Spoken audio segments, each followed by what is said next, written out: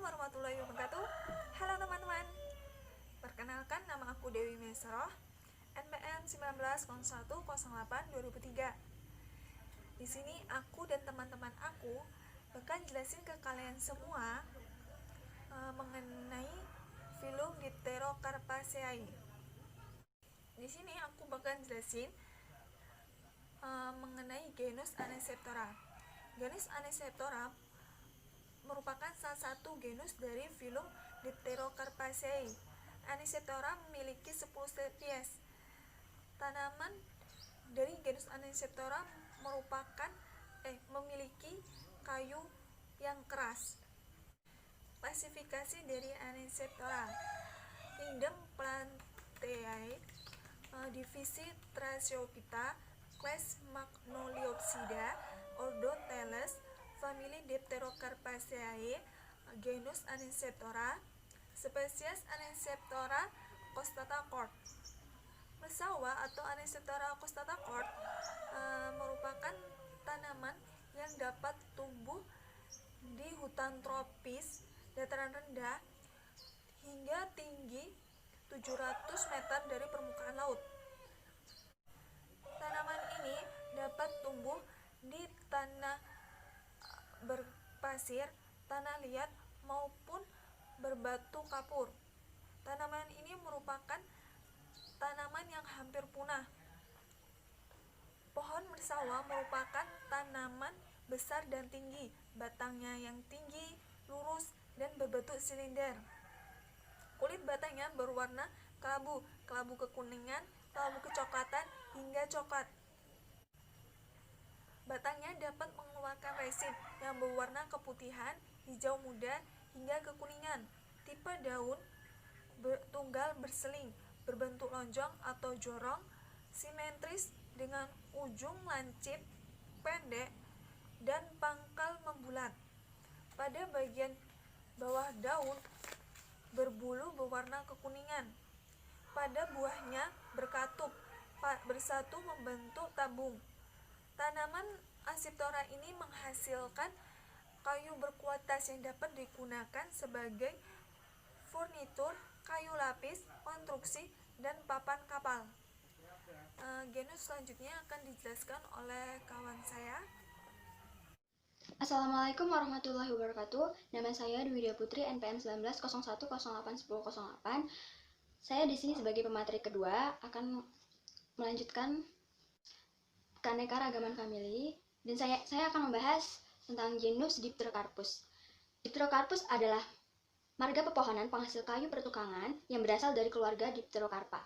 Marga ini memiliki sekitar 70 spesies yang menyebar terutama di Asia Tenggara, mulai dari India, Sri Lanka, Burma, Indochina, Cina bagian selatan, Thailand, hingga ke kawasan Malaysia bagian barat.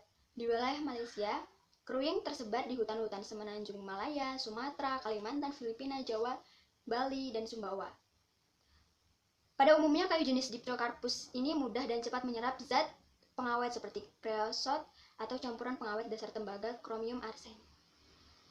Keruing yang diawetkan tahan hingga 20 tahun dalam penggunaannya. Di sini langsung aja ke klasifikasinya.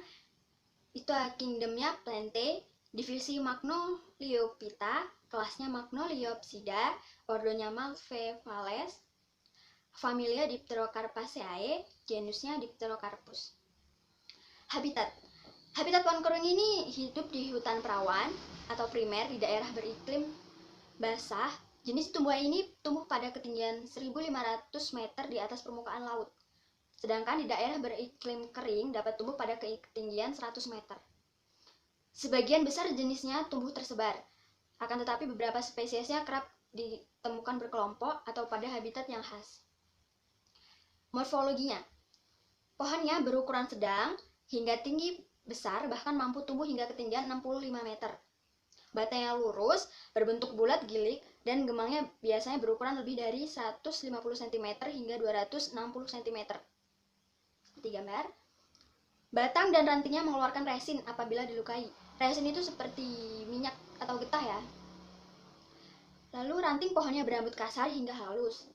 Daun keruing menyirip dan terlihat urat-urat di bagian bawah daun, berseling, bergelombang, dan melipat di antara urat-urat daun sekunder. seperti gambar. Bentuk daunnya menyirip. Selanjutnya berbunga tunggal dan berukuran besar serta memiliki 5 kelopak. Bisa lihat bunganya ada 5. Memiliki akar banir dengan tinggi mencapai 1,5 meter. Selanjutnya kegunaan. Karena batang pohonnya yang besar dan tinggi, biasanya pohon ini digunakan sebagai untuk pertukangan. Kayu-kayu ini sering dimanfaatkan sebagai bahan konstruksi, seperti bahan bangunan, rumah, gedung, dan lainnya. Sifat kayu kering hampir mirip dengan kayu meranti, yaitu kuat, awet, dan tidak mudah lapuk. Penggunaan kayu ini bisa seperti pembangunan kusen, jendela, pembuatan bagian pintu. Bukan hanya sebagai bahan konstruksi, kayu ini juga dipakai untuk pembuatan mebel atau furniture, seperti kursi, meja. Selain dimanfaatkan dalam bentuk kayu, kayu ini juga bisa dibuat, bubur kayu ini dimanfaatkan sebagai penggunaan kertas. Fungsi bubur kayu keruing ini sama dengan kayu akasia. Nah, tidak hanya bagian kayunya saja, tapi batangnya juga bisa digunakan untuk menghasilkan minyak atau getah. Jika dilukai atau disayat lah, itu dia mengeluarkan getah. Minyak ini disebut dengan minyak lagan. Manfaat minyak lagan itu banyak. Salah satunya itu untuk sebagai vernis atau pemulas akhir, atau pada perabatan kayu seperti meja, lemari, jendela, pintu, dan lainnya, sehingga menghasilkan efek mengkilat dan lebih menonjolkan serat-serat kayu. Dimanfaatkan untuk pembuatan obat-obatan seperti obat luka, penyakit kulit, dan lainnya. Dan ini harganya cukup mahal karena pohon keruing itu sudah sangat langka. Digunakan pada industri pembuatan kosmetik. Jadi pohon keruing ini juga digunakan sebagai kosmetik. Nah, warga lokal juga biasanya menggunakan untuk dempul pada perahu nelayan. Minyak resin atau minyak lagan yang konsentrasinya lebih kental disebut damar. Diperoleh dengan cara melubangi batang pohon keruing hingga mencapai kayu terasnya. Setelah itu pohon akan mengeluarkan getah yang berkumpul di sudut lubang. Minyak resin atau minyak lagan yang dihasilkan oleh batang kayu keruing ini bisa digunakan pada industri keramik.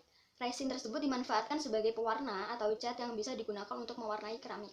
Sebagai masyarakat, kita harus menjaga kelestarian pohon-pohon yang sudah langka ini. Jadi sekian penjelasan materi dari saya, akan dilanjutkan oleh pemateri selanjutnya. Terima kasih. Assalamualaikum warahmatullahi wabarakatuh. Nama saya Putri Nurmalia Zeng. Saya dari kelompok 7 dan di sini saya akan menjelaskan tentang genus Hopea dan genus Upuna. Yang pertama, genus Hopea. Genus Hopea adalah genus tanaman dalam famili Dipterocarpaceae. Genus ini dinamai John Hope 1725 sampai dengan 1786. Regius pertama dari Royal Botanic Garden, Edinburgh. Ini berisi sekitar 104 spesies, didistribusikan dari Sri Lanka dan India Selatan ke Cina Selatan dan di seluruh Malaysia ke Papua. Selanjutnya, pohon merawan atau nama ilmiahnya Hopea calebica. Yang pertama, habitat. Hopea calebica adalah spesies tumbuhan dalam famili Dipterocarpaceae. Hopea calebica merupakan jenis endemik di Sulawesi, tumbuhan pada hutan primer, ketinggian di bawah 500 meter. Selanjutnya, morfologi. Tinggi pohon ini 40 meter, diameternya 100 cm, batangnya berwarna sawo matang atau hitam kelabu, mengelupasnya kecil-kecil, beralur banyak, dan daunnya bulat atau jorong memanjang, ujungnya meruncing, pangkalnya membulat. Panjang daunnya sekitar 15 sampai dengan 20 cm, lebarnya sekitar 6 sampai dengan 8 cm, sedikit mengkilap dan sedikit kaku. Tangkai daunnya besar, panjangnya sekitar 1 sampai dengan 2 cm. Selanjutnya, kegunaan. Hopea ini mempunyai kayu yang sangat disukai penduduk untuk membuat perahu, dikarenakan awet dan tidak mudah pecah, dan banyak dipakai sebagai balok, tiang, papan dalam bangunan perumahan, dan jembatan atau sebagai balok penyangga dan ambang jendela. Selanjutnya, klasifikasi.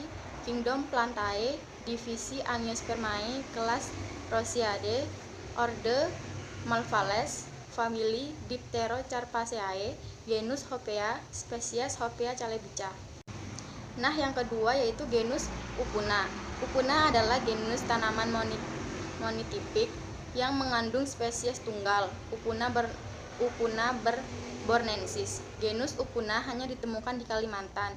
Kayunya keras dan mirip dengan Vatica. Ditemukan di Taman Nasional Baku dan juga telah dicatat dari Taman Nasional Kuba.